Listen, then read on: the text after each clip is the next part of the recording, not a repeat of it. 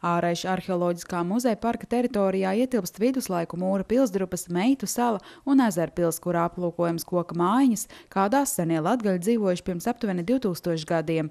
Guļbūvju namiņi celti 90. gadu vidū, un šobrīd jau teju visiem ir nepieciešama nopietna rekonstrukcija. Pagājušā gada beigās nogalē ir veikts pamatklāsta remonts tajā daļā, kur apmeklētāji jau vairākus kādus 4-5 gadus nevarēja tikt. Un šobrīd apmeklētāji var tikt visriņķī, var redzēt visas 16 mājiņas. Kopš 2008. gada muzeja parks darbojas Latvijas Nacionālā vēstures muzeja paspārnē.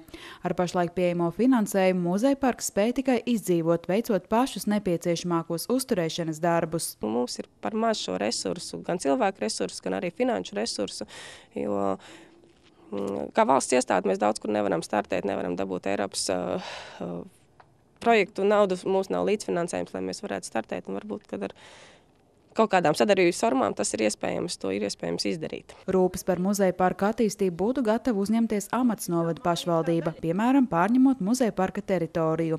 Viena no pašvaldības iecerēm būtu šajā vietā veidot modernu turisma informācijas un apmeklētāju centru, kurā būtu pieejamas arī telpas nodarbībām, būtu iespējams iegādāties suvenīrus un apmeklēt labierīcības. Tajā gadījumā varbūt būtu vieglāk startēt Eiropas Savienības projektos. Šobrīd viņi pieder valsts nekustamiem īpašumiem. Protams, ka neapšaubāmi tas, ka daļa objektu pieder vēstures muzejam, šo jautājumu sarežģīja, bet mēs saskatām varbūt arī kādu citas sadarbības formas tieši turismu jomā par to, ka šeit varētu atrasties tomēr šis mūsu turismu informācijas centrs, un varbūt tā būtu kāda iespēja piesaistīt, bet arī te ir šis piederības jautājums saskatāmi.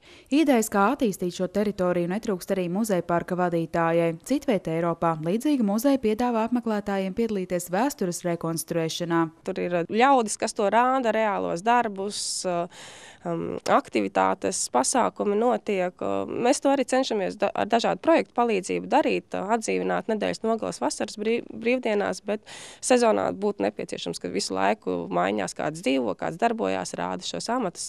Diemžēl mēs ar saviem resursiem to nevaram nodrošināt. Taču, lai uzturētu un attīstītu muzeja parka teritoriju, ar pašvaldības finansējumu vien būtu par maz. Tas tomēr ir viens no Latvijas vēstures nozīmīgākajiem objektiem, kurš būtu pelnījis arī valsts zinām finansējumu daļu, kur pašvaldība, protams, piesaistītu dažādus projektus un arī varbūt iesaistītos ar kādu nelielu līdzfinansējumu šo projektu realizācijā, šo projektu sagatavošanā, bet viennozīmīgi visu šo objektu pacelt ar pamatbudžetu pašvaldība nav spējīga, un tas, manuprāt, arī nav viņas uzdevums.